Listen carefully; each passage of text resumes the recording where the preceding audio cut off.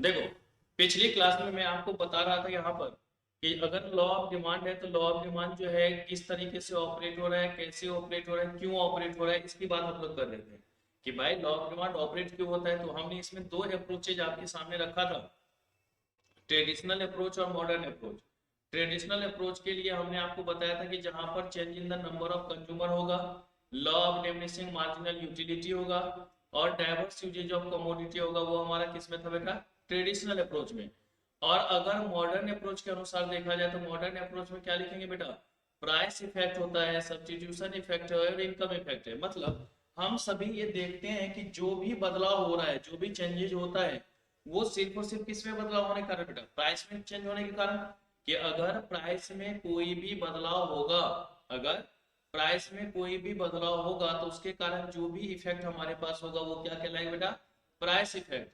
मतलब कीमत के कारण पड़ने वाला कोई भी प्रभाव हमारा किसके नाम से जाना बेटा, प्राइस इफेक्ट के नाम से जाना जाएगा। उसी तरीके से जो आपके पास अदर्स गुड्स हैं, जैसे सब्स्टिट्यूट गुड्स की बात करते हैं, तो एक के कारण एक पर प्रभाव पड़ता है तो दूसरे का इफेक्ट दिखने को मिलता ही नहीं। कि एक अगर सब्स्टिट्यूट गुड्स की प्राइस बढ़ती है तो मेन कमोडिटी की डिमांड बढ़ जाती है, तो एक और दूसरे पे हमारा प्रभाव पड़ता है तो वो हमारा हो जाता है सब्स्टिट्यूशन इफेक्ट। और हमने ये भी बोला था कि जब जेब में हो कैश तो करेंगे ऐश, मतलब इनकम के कारण भी हमारा प्रभाव पड़ेगा। क्या होगा बेटा, इनकम के कारण भी हमारा प्रभाव पड़ेगा, इनकम इफेक्ट को भी हम लोग यहाँ पर देखेंगे। तो ये तीनों चीजें आपको यहाँ पर समझनी है, ठीक है बेटा। तो इसको बस नाम याद रखना है कि हमारे पास तीन तरीके की बातें होंगी, प्राइस इफेक्ट, सब्स्टिट्यूशन इफेक्ट और इनकम इफेक्ट, ठीक है। और इसमें हमारा होता है प्राइस इफेक्ट बराबर income effect plus substitution effect. तो इस चीज को आपको ध्यान में रख के चलना है। तो अगर आपसे कोई भी ये पूछेगा कि बताओ भैया लॉ ऑफ डिमांड ऑपरेट होता है उसका रीजन क्या है, तो पहला हम क्या बोलेंगे, change in the number of consumer. दूसरा क्या बोलेंगे बेटा, law of diminishing marginal utility के माध्यम से देख लेते हैं हम लोग। तीसरा हम लोग क्या बोले थे बेटा, डाइवर्स यूजेज ऑफ कमोडिटी के माध्यम से देख लेंगे। चौथा क्या होगा बेटा, प्राइस इफेक्ट के रूप में देख लेंगे। पांचवा हम लोग सब्स्टिट्यूशन इफेक्ट के रूप में देखते हैं। और छठा हमारा इनकम इफेक्ट के रूप में देखते हैं। तो ये चीजें होती है जिसके माध्यम से हमें ये लगता है कि लॉ ऑफ डिमांड जो है हमारा ऑपरेट होगा। तो ये बातें आपको ध्यान में रहे। लॉ ऑफ डिमिनिशिंग मार्जिन के लिए हमने आपको बता ही दे रखा था कि भाई कंज्यूमर अगर रेशनल हो जाए, कंज्यूमर रेशनल हो, होमोजीनियस गुड्स हो, कंटिन्यूसली कंजम्पशन हो, एवरेज साइज ऑफ कमोडिटी हो, तभी जाकर के हमारा एलडीएमई ऑपरेट होता है। फिर हमने बोला था कुछ में नहीं होता, मनी और गोल्ड में नहीं होता, हैबिट और फैशन में नहीं होता, एडिक्शन में नहीं होता, नेचर ब्यूटी में नहीं होता, लव एंड अफेक्शन में नहीं होता। ये सब तो हमने आपको पिछली क्लास में बता ही दिया। अब इसके बाद क्या है बेटा कि लॉ ऑफ डिमांड कहाँ कहाँ ऑपरेट होता ही नहीं।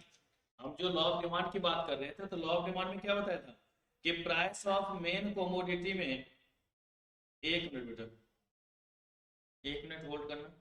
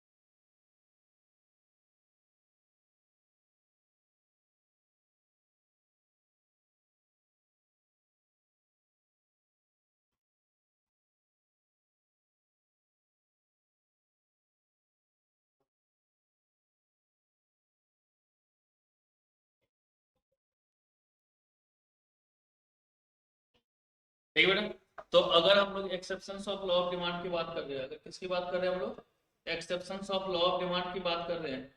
अगर एक्सेप्शंस की बात करें तो सबसे पहला उसमें आता है बेटा गिवन गुड्स। सबसे पहला क्या आएगा, गिवन गुड्स। बेटा देखो गिवन गुड्स का जो कंसेप्ट है वो दिया गया था सर रॉबर्ट गिफन के द्वारा।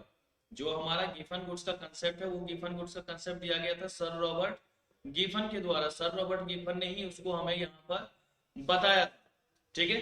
सर रॉबर्ट गिफन ने इसमें एग्जांपल लिया था ब्रेड और मीट का, कि जैसे कि अगर सर रॉबर्ट गिफन अपने कैंटीन में गए अपने दोस्तों के साथ खाना खाने के लिए, कि जो भी वहां पे वर्कर काम कर रहा था उसके साथ वो गए वहां पर डिनर करने के लिए, तो उन्होंने देखा कि मान लो कि मीट जो है हमारा दे रहा था 10 रुपए प्लेट।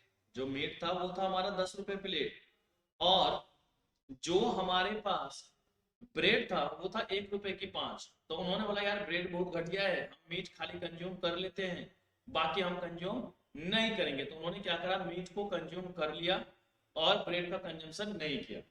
अगली बार गए तो देखा कि मीट का रेट तो सेम है, लेकिन जो ब्रेड पहले 1 रुपए की 5 मिल रही थी वो अब 5 रुपए की 2 मिल रही है।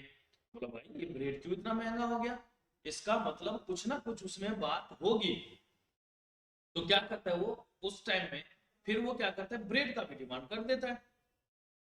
जैसे ही उसने ब्रेड का डिमांड करा, बोलता अरे दादा यहाँ तो अब लॉ ऑफ डिमांड ऑपरेट ही नहीं हुआ।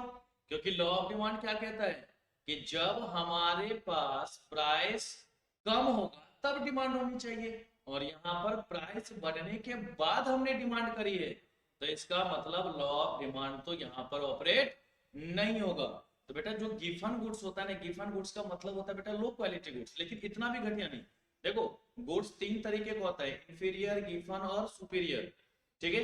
इंफीरियर सबसे घटिया, उसमें थोड़ा सा अच्छा गिवन, और जो सबसे अच्छा होगा वो हमारा क्या होगा बेटा सुपीरियर गुड्स। जैसे आप बाहर में ब्रेड वगैरह परचेज करते हैं, दुकान पर जाते हैं, बोलते भैया ब्रिटानिया का ब्रेड दो, भाई ब्रेड तो बहुत सारे आते हैं, ब्रेड हमारे पास क्या होगा बहुत सारे आएंगे, लेकिन आपने कौन सा डिसाइड किया बेटा, ब्रिटानिया का ब्रेड डिसाइड किया है। क्या किया है बेटा, ब्रिटानिया का ब्रेड डिसाइड किया। तो अगर आपने ब्रिटानिया का ब्रेड डिसाइड किया जबकि उसकी प्राइस औरों से ज्यादा होगी, उसकी प्राइस औरों से ज्यादा होगी, तो उसकी प्राइस औरों से ज्यादा है फिर भी आपने डिमांड कर लिया, तो क्या लॉ ऑफ डिमांड ऑपरेट हुआ। लॉ ऑफ डिमांड तो यही कह रहा था कि जो सबसे सस्ता हो हमें वो खरीदना चाहिए, जो सबसे सस्ता हो वो खरीदना चाहिए, लेकिन हम कौन सा खरीद रहे बेटा, महंगा वाला खरीद रहे। तो वो भी हमें ध्यान रखना चाहिए, कभी भी गिवन गुड्स के केस में लॉ ऑफ डिमांड ऑपरेट नहीं होगा। कि अगर हम गिवन गुड्स की बात करें तो गिवन गुड्स के केस में कभी भी लॉ ऑफ डिमांड ऑपरेट नहीं होगा। फिर दूसरा आता है बेटा कंस्पिशियस गुड्स। कंस्पिशियस का मतलब होता है बेटा बहुमूल्य, महंगी। कि अगर कहीं पर महंगी वस्तुओं की बात करते हैं हम लोग, क्या करते बेटा हम लोग महंगी वस्तुएं की बात करते हैं, लग्जरियस गुड्स की बात करते हैं, प्रेस्टिजियस गुड, वह प्रतिष्ठा पे पड़ने वाला कोई गुड्स है। तो अगर कहीं पर लग्जरियस गुड्स की बात करते हैं, कंस्पिशियस गुड्स की बात करते हैं, तो वहां पर लॉ ऑफ डिमांड ऑपरेट नहीं होगा। भाई अगर मान लीजिए कि कोई 10 लाख का सामान है, अगर 10,000 से बढ़ जाएगा फिर भी आप उस पर डिमांड करोगे या नहीं करोगे, करोगे। भाई आपने 10,000 बढ़ने पे भी डिमांड किया, लेकिन लॉ ऑफ डिमांड तो कहता भैया अगर 1 रुपए का भी बढ़ोतरी हुई है, ठीक है,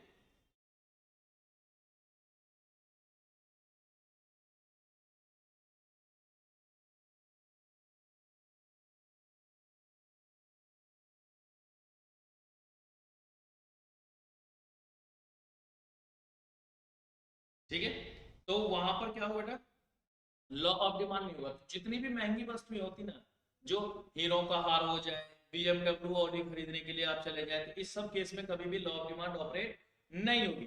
तो जो भी महंगी वस्तुएं हैं, जो भी महंगी वस्तुएं हैं, इस केस में हमारा लॉ ऑफ डिमांड ऑपरेट नहीं होगा। फिर है बेटा कंस्पिशियस नेसेसिटीज, ये लिखा हुआ है बेटा नेसेसिटीज, जिसको हम लोग एसेंशियल कहते हैं। क्या कहते हैं, एसेंशियल, जरूरत वाली वस्तुएं। अगर कहीं पर जरूरत वाली वस्तुएं हैं, अगर कहीं पर क्या है बेटा जरूरत वाली वस्तुएं हैं, तो वहां पर हमारा लॉ ऑफ डिमांड कतई ऑपरेट नहीं होगा।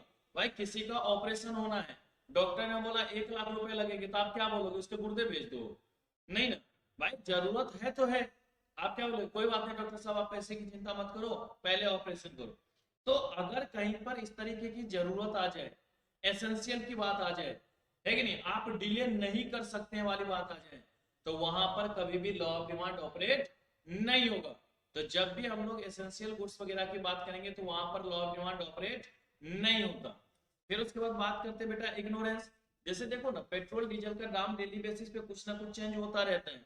अब ऐसा थोड़ी नहीं कि अगर 10 पैसा सस्ता हो जाए तो हम 200 लीटर भरवा लेंगे, 10 पैसे महंगा हो जाए तो हम बोलेंगे ना जी अब नहीं भरवाएंगे। क्या बोलेंगे, अरे यार ये छोटी मोटी बदलाव तो होती रहती है, इग्नोर करके चलना है हमें, है कि नहीं, कि ये छोटी मोटी बदलाव होती रहेगी, हमें इग्नोर करके चलना है।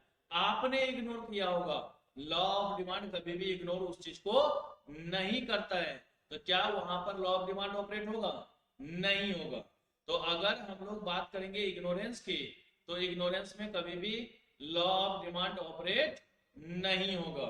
अगर इग्नोरेंस की बात करेंगे तो कभी भी वहां पर लॉ ऑफ डिमांड ऑपरेट नहीं होगा। तो ये चीज आपको ध्यान में रख करके चलना है, ये चीज आपको ध्यान में रख करके चलनी है, इसको आपको ध्यान में रखना है। फिर उसके बाद बात आती है बेटा इरेशनल एटीट्यूड।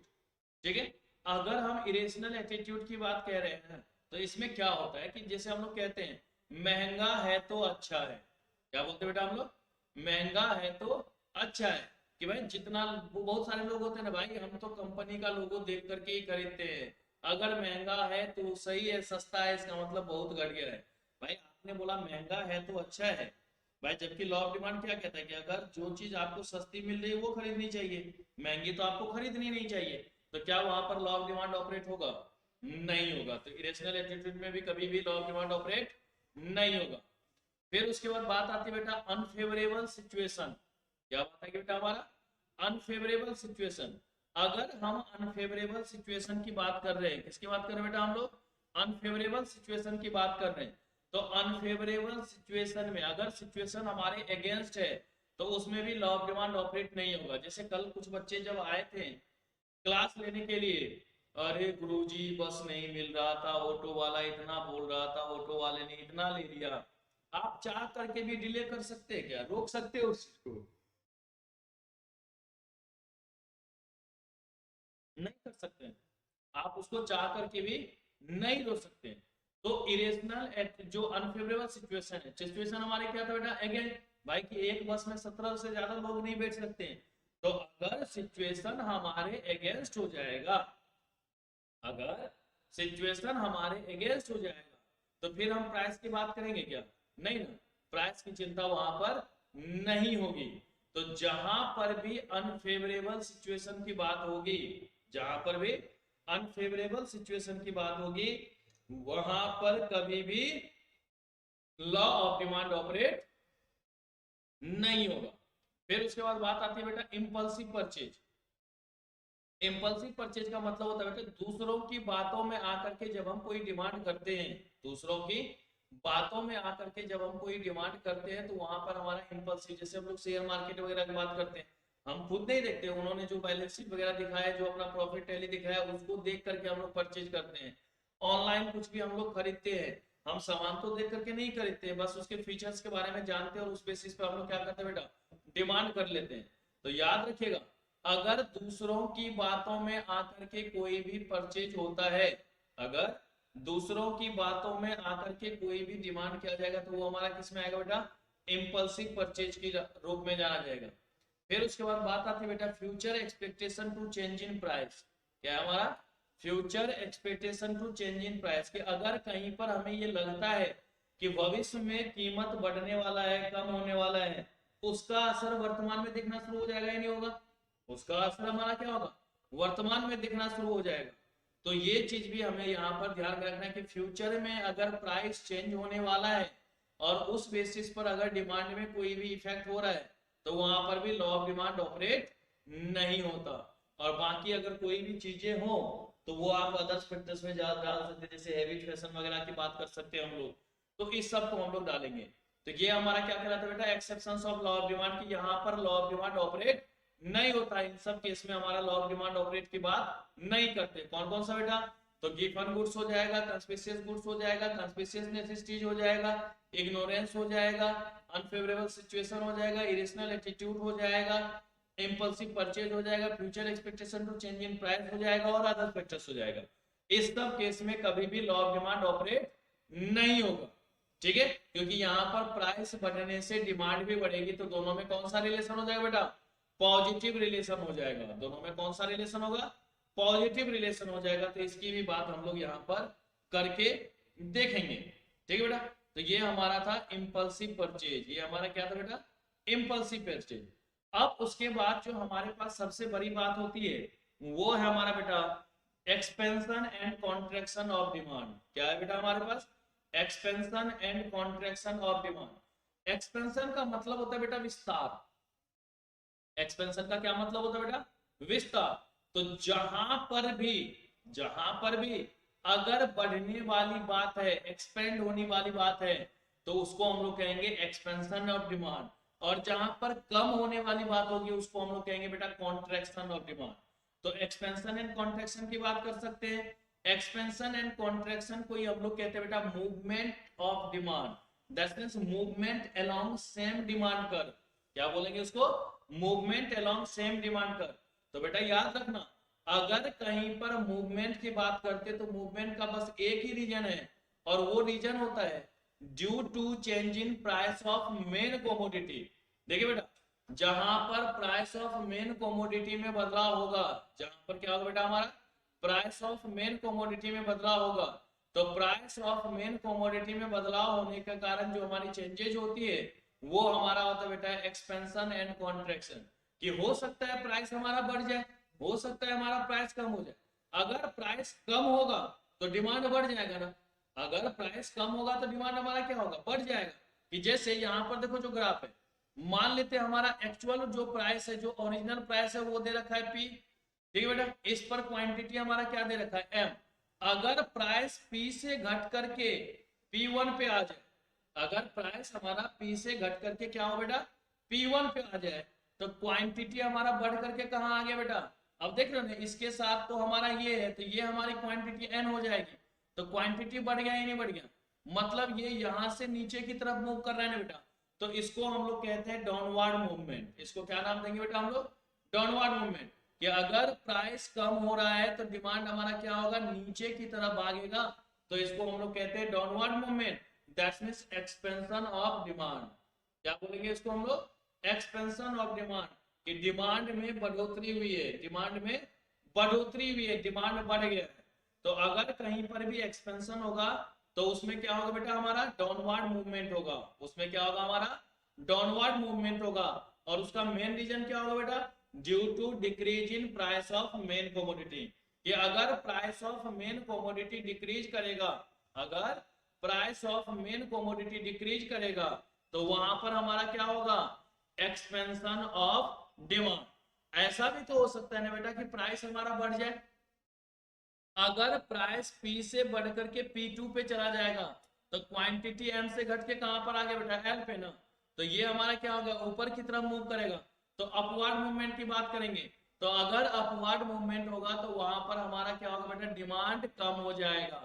तो जहां पर बढ़ा था, जैसे एक रबर है ना, रबर को आप खींचते हो तो लंबा हो जाता है ना, तो वो हमारा है एक्सपेंशन, छोड़ देंगे तो वो फिर से खुल जाएगा ना, तो वो हमारा कहलाता है बेटा कॉन्ट्रैक्शन।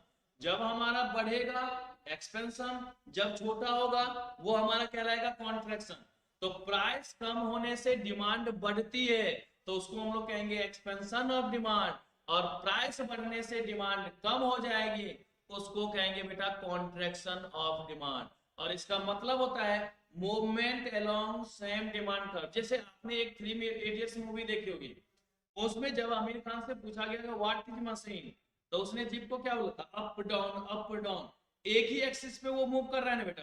ऐसा तो नहीं ना कि एक बार चेन यहाँ बंद होगा, दूसरी बार कहीं और, तीसरी बार कहीं और, नहीं, एक ही जगह पे क्या हो रहा था, अप डाउन। जैसे ये देखो आप, up down up down up down, ये है हमारा मूवमेंट, ठीक है बेटा। नीचे चला गया डाउनवर्ड मूवमेंट, ऊपर चला गया अपवर्ड मूवमेंट। जैसे अभी यहाँ का गैप है, नीचे जाएगा गैप बढ़ता जाएगा ना बेटा, है कि नहीं, तो एक्सपेंशन, गैप कम होता चला गया क्या कहलाएगा बेटा, कॉन्ट्रैक्शन। तो जहां पर बढ़ेगा वो एक्सपेंशन, और जहां पर कम होगा वो हमारा किस नाम से आएगा बेटा, कॉन्ट्रैक्शन के नाम से जाना जाएगा। ये चीज आप लोगों को ध्यान में रखना है, ठीक है बेटा। जहां पर, हाँ बेटा सारा नोट्स भेज दूंगा, टेंशन काहे ले रहा है, और ऐसे भी नहीं ग्रुप में भेजा हुआ है। जहां पर बढ़ेगा वो एक्सपेंशन और जहां पर कम होगा वो हमारा किस नाम से आएगा बेटा, कॉन्ट्रैक्शन। और इसी को हम लोग कहते हैं बेटा movement along same demand curve. तो देखिए अब इसी को समझा दे हम लोग। कहता है due to change in price along demand for a commodity changes it is called movement या मूवमेंट, ठीक है बेटा। कि अगर प्राइस ऑफ मेन कमोडिटी में चेंज होने के कारण कोई भी बदलाव हो रहा है तो वो हमारा किस नाम से आएगा बेटा, मूवमेंट के नाम से। Movements are of two types. Movement हमारा कितने तरीके का बेटा, दो तरीके का, expansion in demand and contraction in demand. अगर एक्सपेंशन की बात कर रहे हैं तो क्या लिखा है, इंक्रीज इन क्वांटिटी डिमांडेड या downward movement on the same demand curve. कहता है कि rise in demand due to fall in price is called expansion of demand. कि प्राइस कम होगा, डिमांड बढ़ जाएगा, और ये जो डिमांड बढ़ेगा वही हमारा क्या कहलाएगा बेटा, एक्सपेंशन ऑफ डिमांड के नाम से जाना जाएगा। कि अगर प्राइस कम होगा, डिमांड बढ़ जाएगा, तो ये क्या कहलाएगा बेटा, एक्सपेंशन ऑफ डिमांड। फिर दूसरा है हमारा बेटा contraction of demand. Contraction of demand को हम लोग कहते हैं बेटा डिक्रीज इन क्वांटिटी डिमांडेड या अपवर्ड मूवमेंट। ठीक है, अभी वही मैंने समझाया था कि प्राइस बढ़ेगा तो डिमांड कम हो जाएगा, तो क्या होगा बेटा, अपवर्ड मूवमेंट। तो वही कहता है कि fall in demand due to rise in its price is called contraction of demand.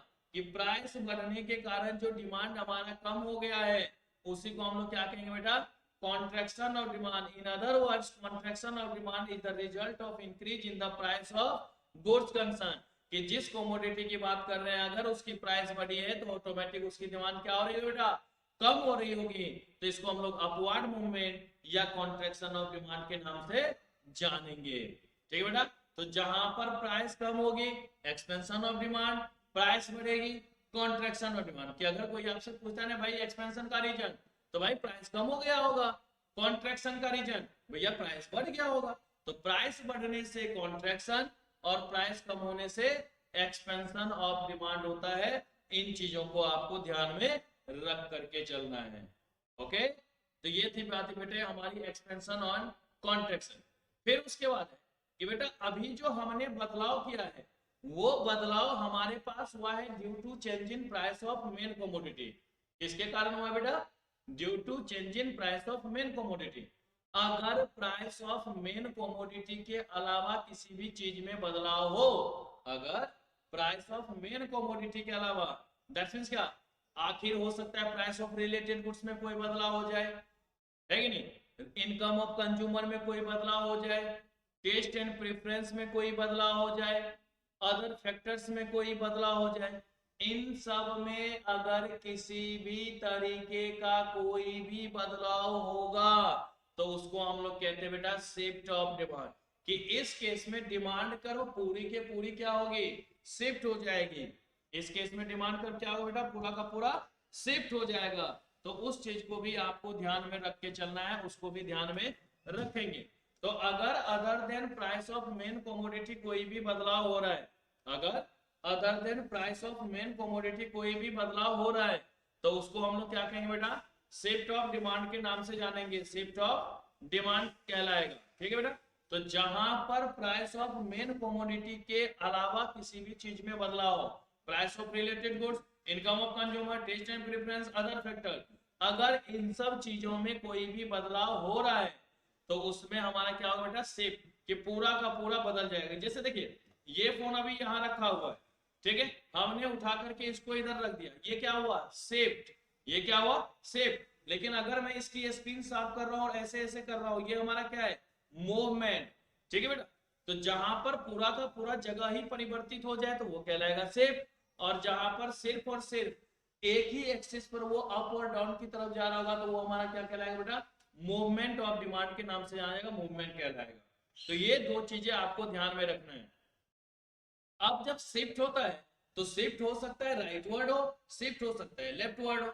अगर राइटवर्ड शिफ्ट होता है, आगे की तरफ जाता है, तो हम क्या बोलेगा, डिमांड बढ़ गया हमारा, क्या होगा बेटा, डिमांड बढ़ जाएगा।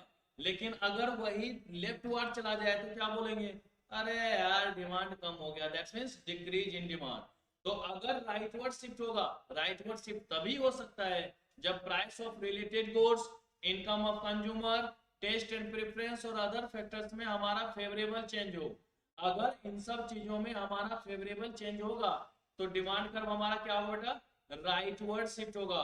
अगर इसमें अनफेवरेबल चेंज होगा तो डिमांड कर्व हमारा क्या होगा बेटा, लेफ्टवर्ड शिफ्ट होगा। तो इस चीज को ध्यान में रख के चलेंगे।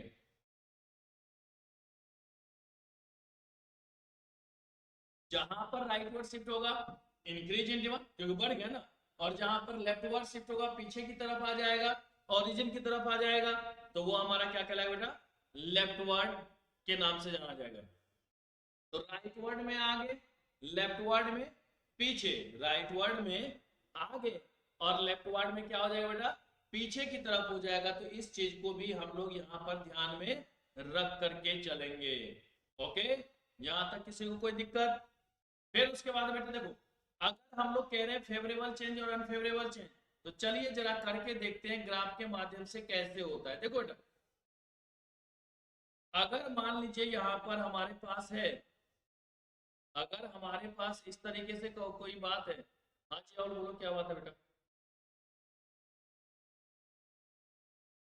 चैट में भेजो क्या बात है।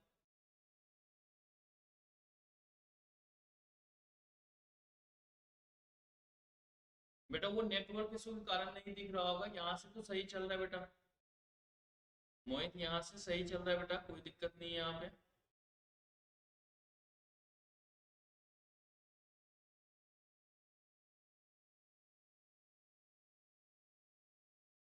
इग्नोरेंस समझा दो बेटा। एक होता है इग्नोरेंस में मैंने क्या बोला था, इग्नोर करने का मतलब क्या होता है, हाँ हाँ चल ऐसे ही होता है, चल चल चल चल कोई बात नहीं। अगर कहीं पर नाम मात्र का बदलाव होगा, बहुत ही कम का चेंजेज होगा, अगर कहीं पर बहुत ही कम का चेंजेज होगा, तो वहां पर लॉ ऑफ डिमांड ऑपरेट होगा क्या, नहीं ऑपरेट होगा, है कि नहीं। आपने अगर एक आध पैसे का बात है तो क्या बोलते हैं, अरे इतना तो चेंज होता ही रहता है। आप कोई गोभी खरीदने जाओ 30 रुपए, अगले दिन 35 रुपए का दे रहा होगा, खरीदोगे या नहीं खरीदोगे, है कि नहीं। थोड़ी ना बोलोगे अरे बाबा तुम तो लूट लोगे यार, इतना कहीं महंगा कर दिया जाए, क्या बोलोगे, अरे यार डेली बेसिस पे कुछ ना कुछ तो बदलता ही रहता है, इग्नोर करके चलते हैं, वही होता है इग्नोरेंस। ओके,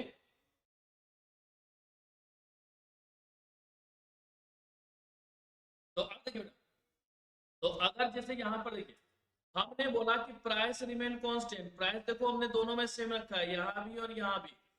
पहले हमारी क्वांटिटी थी इतनी, अब देखो प्राइस उतना ही है लेकिन क्वांटिटी बढ़ के हो गया इतना। यहाँ पे पहले क्वांटिटी थी इतनी, अब घट के क्वांटिटी हो गई इतनी। अब देखो प्राइस में कोई चेंज नहीं ना, प्राइस रिमेन कांस्टेंट, लेकिन फिर भी हमारे डिमांड में क्या हो रहा है बेटा, बदलाव हो रहा है।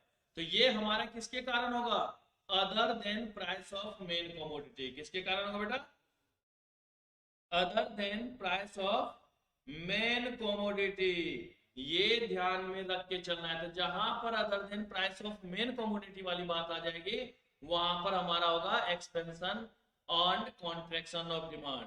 तो अगर याद रखना, अगर कोई पूछेगा एक्सपेंशन एंड कॉन्ट्रैक्शन तो क्या बोलोगे, other than price of main commodity. क्या होगा बेटा हमारा, other than price of main commodity, कि प्राइस ऑफ मेन कमोडिटी के अलावा अगर कोई भी बदलाव हो रहा है, अगर प्राइस ऑफ मेन कमोडिटी के अलावा किसी भी तरीके का कोई बदलाव हो रहा है, तो उसको हम लोग क्या कहेंगे बेटा, एक्सपेंशन और कॉन्ट्रैक्शन। कि हो सकता है कस्टमर के लिए फेवरेबल होगा, कस्टमर के लिए फेवरेबल होगा तो वो डिमांड बढ़ा देगा, तो एक्सपेंशन ऑफ डिमांड। अगर कस्टमर के लिए अनफेवरेबल होगा, उसके लिए नुकसानदायक रहेगा, तो वो क्या कहलाएगा बेटा, कॉन्ट्रैक्शन ऑफ डिमांड। तो यही चीजें हमने मेनली दो बातें लिखी बेटा, इसको जरूर नोट कर लेना। ये जो यहाँ पर increase in decrease in demand है, उस चीज को जरूर आप एक बार नोट कर ले, इसको जल्दी से नोट कर लो बेटा।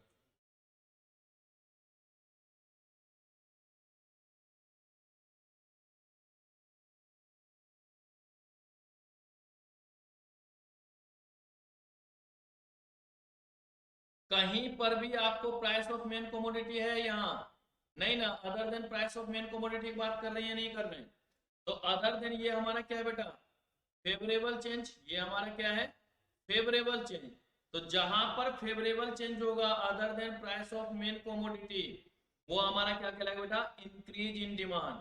और ये वाला जो केस आप देख रहे हैं नीचे वाला, ये हमारा क्या है बेटा, अनफेवरेबल चेंज। ये हमारे लिए क्या होगा, अनफेवरेबल चेंज। और जहां पर अनफेवरेबल, ये डेल्टा से बेटा चेंज को डिनोट करते हैं, और जहां पर अनफेवरेबल चेंज होगा वो क्या कहलाएगा बेटा, डिक्रीज इन डिमांड। तो जल्दी से ये लिख लीजिए बेटा।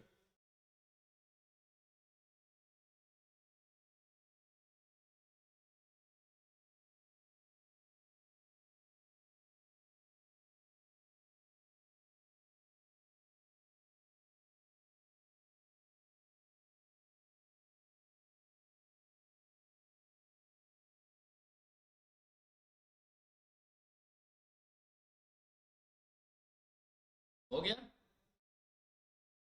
चलिए ये तो हमारी कहानी थी। तो देखिए आज जो हमने आपको बताया सबसे पहले कि लॉ ऑफ डिमांड क्यों ऑपरेट है, उसके मॉडर्न अप्रोच में हमने देखा। कल हम लोग पिछली क्लास में हम लोगों ने ट्रेडिशनल देख लिया था, तो मैं जल्दी से एक बार ओवरव्यू दे दूं, क्योंकि अब जो है अगली क्लास में हमारा इलास्टिसिटी शुरू हो जाएगा।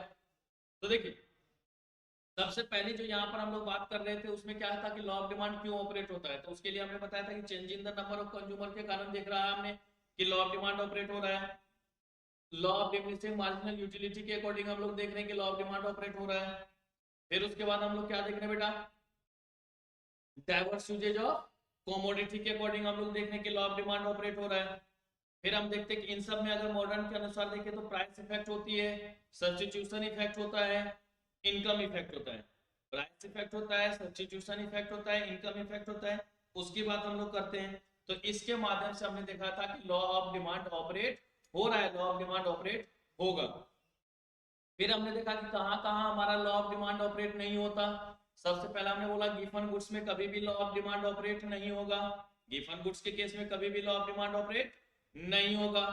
फिर उसके बाद अगर गिवन गुड्स को देख रहे हैं तो फिर हमारे पास क्या है बेटा, तो कहता है जो हमारे पास कंस्पिशियस गुड्स होते हैं, जो बहुमूल्य वस्तुएं होती है, तो अगर कहीं पर कंस्पिशियस गुड्स की बात करते हैं, बहुमूल्य वस्तुएं की बात करते हैं, तो कंस्पिशियस गुड्स के केस में भी कभी भी हमारा लॉ ऑफ डिमांड ऑपरेट नहीं होगा।